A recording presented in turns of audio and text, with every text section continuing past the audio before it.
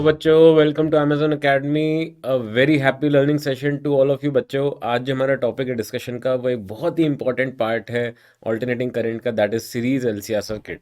तो बच्चों, हम सीरीज में जब एक इंडक्टर, कैपेसिटर, रेजिस्टर कनेक्टेड होगा एक ऑल्टरनेटिंग करंट वोल्टेज सोर्स से, तो क्या होगा उसके बारे में आज हमें डिस्कस करना है। तो let us see the lesson structure बच्चों। तो हम सीरीज एलसीआर सर्किट डिस्कस करेंगे और हम डिस्कस करेंगे कि कब इस सर्किट में रेजोनेंस होता है।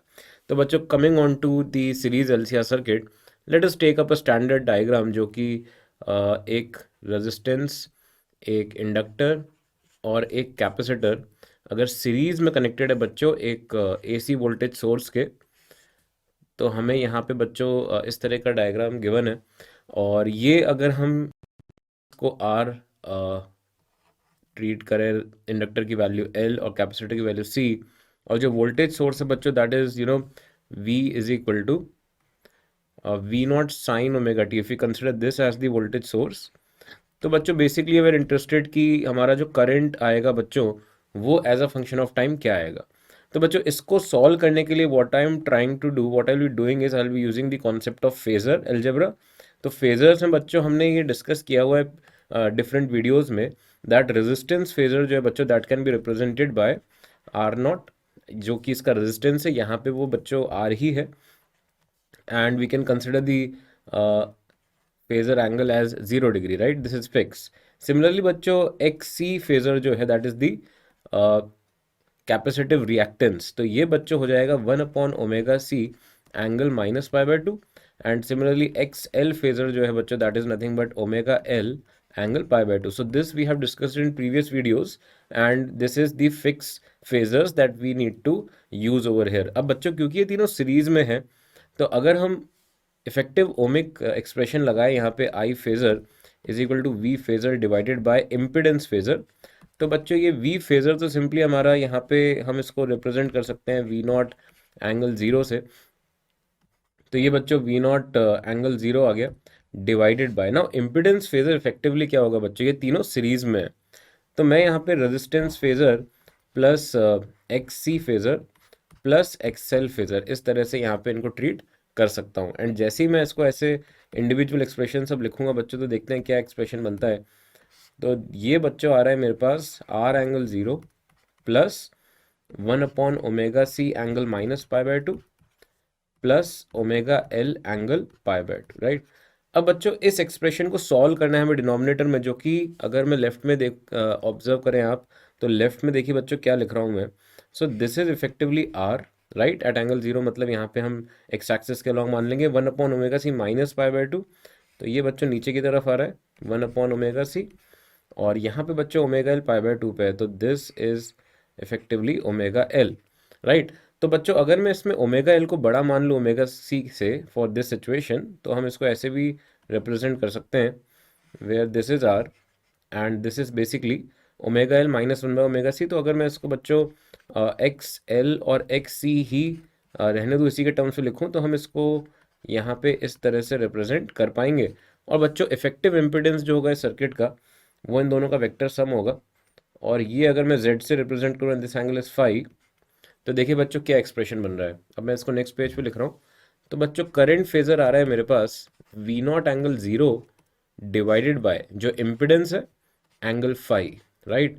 And this basically gives us the answer of current phasor as V naught divided by Z angle -5, है कि नहीं। तो बच्चों अगर मैं इसमें अब वैल्यू सब्सटीट्यूट करूंगा, तो current as a function of time आ जाएगा, current is equal to, and this term can be taken as I naught, तो ये आ गया I naught sine omega T -5, ठीक है।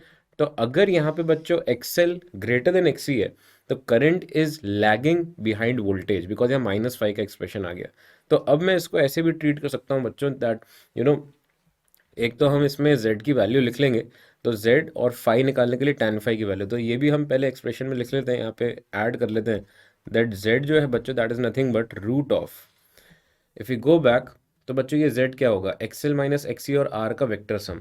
तो ये आ गया बच्चों R square plus XL minus XC का whole square. So this is the value of net impedance of this circuit, है ना। ये z हो गया बच्चों नेट इम्पिडेंस, राइट। और tan phi जो कि basically phase difference between current and voltage है वो कितना आ रहा है बच्चों, ये भी हम पीछे ऑब्जर्व कर सकते हैं जो हमने वेक्टर डायग्राम बनाया था। तो tan phi बच्चों यहाँ पे देखिए, तो this is XL minus XC divided by R, so that is also something which we can write down, XL minus XC divided by R। Interestingly हमने अज्यूम किया है बच्चों दैट XL यहाँ पे बड़ा है XC से। अगर मान लीजिए छोटा हो गया तो ये नेगेटिव में आ जाएगा, इसका मतलब फाई नेगेटिव हो जाएगा, इसका मतलब करंट लीड करने लग जाएगा। तो अभी तो हमने माना है कि phi is positive over here, तो करंट लैग कर रहा है, तो हम यहाँ पे ऐड भी कर सकते हैं that for we can write down over here that for XL greater than XC, current lags voltage by pi, and we can also say the other thing that for XL less than XC, current leads voltage by phi, right? तो बच्चों इसमें हम थोड़ा सा ध्यान से इसको solve करेंगे। तो अगर हम ये वैल्यू निकाल लेंगे तो हमें जो भी क्वेश्चंस गिवन है इसमें अगर नेट इम्पीडेंस पूछा जाए या फेज डिफरेंस पूछा जाए, करंट वोल्टेज में सब आ जाएगा। इसको हम डायग्राम ऐसा भी बना सकते हैं कि if this is suppose voltage and this is the effective current, then the current is इधर लीड करता हुआ दिख रहा है, तो यहाँ पे इसका मतलब एक्सेल जो है वो छोटा हो जाएगा एक्सी से।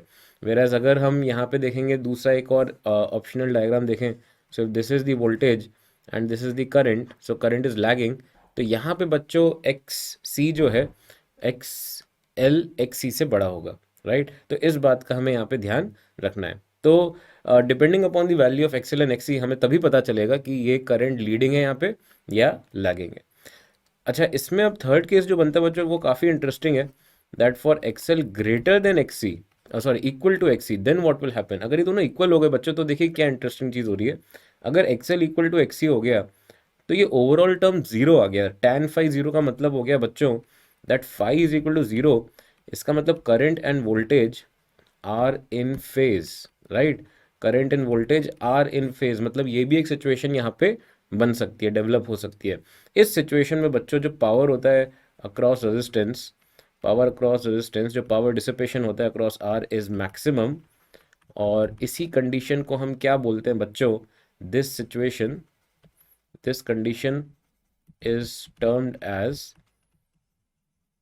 Resonance, right?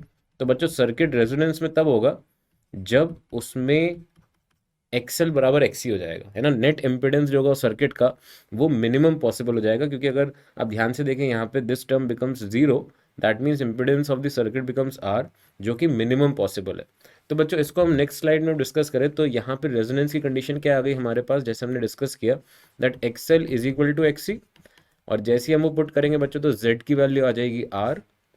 तो करंट जो होगा बच्चों that can simply be taken as V naught upon Z, which in this case becomes V naught by R. So this is the maximum current, है ना, maximum possible current that flows in the circuit। और बच्चों ये जो frequency है जिस पे ऐसा होता है, तो XL इक्वल टू XC अगर मैं इक्वेट करूँ वैल्यूज पुट करके, तो बच्चों यहाँ से जो हमें ओमेगा मिल रहा है दैट इज 1/√LC, राइट? तो this is corresponding to resonating frequency, right? And if we are given a frequency in hertz, तो उसमें बच्चों न्यू क्या आ जाएगा, ओमेगा अपॉन 2 पाई, तो that will be 1/2 pi and 1/√LC। क्योंकि बच्चों टाइम पीरियड होता है 2 पाई/ओमेगा, तो उसका उल्टा हो जाएगा, ओमेगा अपॉन 2 पाई सब्सटीट्यूट कर देंगे तो हमारे पास रेजोनेटिंग फ्रीक्वेंसी इन हर्ट्स भी आ जाएगी, ठीक है। This is in hertz and this value is in radian per second. Okay, तो बच्चों इतना हम ध्यान रखेंगे, बहुत इंपॉर्टेंट चीज़ें बताइए आपको इधर। This is extremely important. Resonance frequency जो है वो टर्म बहुत पॉपुलर है और ये यूज़ होता रहता है क्वेश्चंस में। इम्पिडेंस जो है सर्किट का मिनिमम पॉसिबल होता है, इसको भी हम ध्यान रखेंगे। So let us go on to some questions based on this. तो बच्चों जो क्वेश्चन है पहला, इसमें अ सीरीज एलसीआर सर्किट है और वोल्टेज अक्रॉस रेजिस्टेंस दे रखा है 200 वोल्ट्स, कैपेसिटर की वैल्यू रेजिस्टेंस की वैल्यू है। इफ द रेजोनेंट फ्रीक्वेंसी दे रखा है रेडियन पर सेकेंड में 200, we have to find voltage across L at resonance. तो बच्चों अगर मैं वोल्टेज अक्रॉस एल देखूं तो ये हो जाएगा बच्चों करंट इनटू जो अपना इंडक्टिव रिएक्टेंस है उसका प्रोडक्ट, है ना। तो उसके लिए बच्चों हमें क्या चाहिए, अब देखते हैं। रेजोनेंस पे पूछा है बच्चों और मुझे एल की वैल्यू नहीं दी है, मुझे कैपेसिटर की वैल्यू दे रखी है, तो मैं सोचूंगा कि यार अगर मेरे को एक्स सी भी मिल जाए तो भी चल जाएगा, क्योंकि एक्सएल बराबर एक्स सी होता है रेजोनेंस पे, तो कोई दिक्कत वाली बात नहीं है। तो बच्चों यहाँ पे मैं अब देखता हूँ कि आई इंटू 1/ओमेगा सी निकालना है। अच्छा, करंट की जो वैल्यू है बच्चों, इंटरेस्टिंगली रेजिस्टेंस के अक्रॉस पोटेंशियल डिफरेंस है और रेजिस्टेंस की वैल्यू भी है। तो मैं ये लिख सकता हूँ करंट को डेल्टा वी अपॉन आर, है ना, अक्रॉस आर जो है, और 1/ओमेगा सी हो जाएगा बच्चों 1/200, और सी की वैल्यू है 2 × 10⁻⁶। So if you just substitute the values, let me see what is coming. तो बच्चों यहाँ पे 200 divided by 1000 and this will be 10⁻⁶, ऊपर ये हो जाएगा बच्चों 2 × 200, तो दिस गेट्स कैंसल्ड आउट। 10⁻³ कम हो गया बच्चों, 1000/2, that is 500 volt. So this is the answer of this question. Let us go on to another question. तो बच्चों एक सीरीज एलसीआर सर्किट है, रेजिस्टेंस दे रखा है and it is connected to a AC source of 200 volt and angular frequency is also given. When only the capacitance is removed, the current lags behind the voltage by 60 degree. तो बच्चों अगर capacitor remove कर दिया तो वो एक RL circuit बन गया, राइट। और जब इंडक्टेंस इज रिमूव्ड तो करंट लीड्स दी वोल्टेज, जब इंडक्टेंस हटा दिया तो वो एक आरसी सर्किट बन गया। तो अब हमें निकालना है जब तीनों होंगे तो करंट क्या होगा। तो हम बच्चों उस वेक्टर डायग्राम से इमेजिन कर सकते हैं दैट सपोज हमारे पास यहाँ पे आर है और ये बच्चों एक्सएल है। तो इसमें जो फाई आएगा बच्चों, एक्सी जब है ही नहीं, तो ये फाई करस्पॉन्ड करेगा tan phi is equal to X L divided by R के। सो विच इम्प्लाइज 60 डिग्री दे रखा है बच्चों, तो tan 60 degree is equal to XL divided by 200, which implies XL is equal to 200√3 ohm. Okay. अच्छा, interestingly बच्चों जब capacitance है और इंडक्टर नहीं है, तो बच्चों उस वक्त भी वेक्टर डायग्राम ऐसे ही बनेगा। द ओनली डिफरेंस इज कि यहाँ पे एक्स सी अगर हम नीचे माने, so this will be the formation. और उसमें भी बच्चों अगर मेरे को ये एंगल फाई 60 डिग्री दे रखा है, तो tan फाई यहाँ पे भी उसी फॉर्मेशन में आएगा जैसे इसमें था। तो यहाँ पे भी बच्चों एक्स सी की वैल्यू 200√3 ओम आती हुई दिख रही है। अब इसका मतलब ये हो गया बच्चों, अगर तीनों है और एक्सएल बराबर एक्सी है, तो ये वही रेजोनेंस कंडीशन हो गई जो अभी जस्ट हमने डिस्कस किया था, जिसमें पावर क्रॉस रेजिस्टेंस मैक्सिमम होता है और इम्पीडेंस मिनिमम होता है सर्किट का। तो इसका मतलब ये हो गया बच्चों कि अगर हमें इस सिचुएशन में करंट चाहिए जब दोनों है, तो ये तो सिंपली हो जाएगा बच्चों V डिवाइडेड बाय R, क्योंकि net impedance is effectively only resistance. So we can simply write down this as 200 divided by 200 and that is nothing but 1 ampere. So this is the answer of this question. I hope बच्चों आपको clear हुआ ये concept जो है XL equal to XC कब होता है resonance में, कैसे होता है, क्यों होता है वगैरह, एंड जो हमने डिस्कशन किया उसमें कैसे फेजेस एनालिसिस का यूज़ करके हमने इसको बड़े आराम से डिस्कस किया है, डिराइव किया है। तो बच्चों इस डिस्कशन को याद रखिएगा, ये जो 2 क्वेश्चन हमने डिस्कस किए इसको भी ध्यान रखें और इससे बचे हुए क्वेश्चंस को भी इस इंफॉर्मेशन का यूज़ करके प्रैक्टिस करने की कोशिश करें। तो बच्चों very happy learning session to all of you, all the very best, take care and bye bye. For detailed videos, daily practice problems and live chat, visit academy.amazon.in or download the app.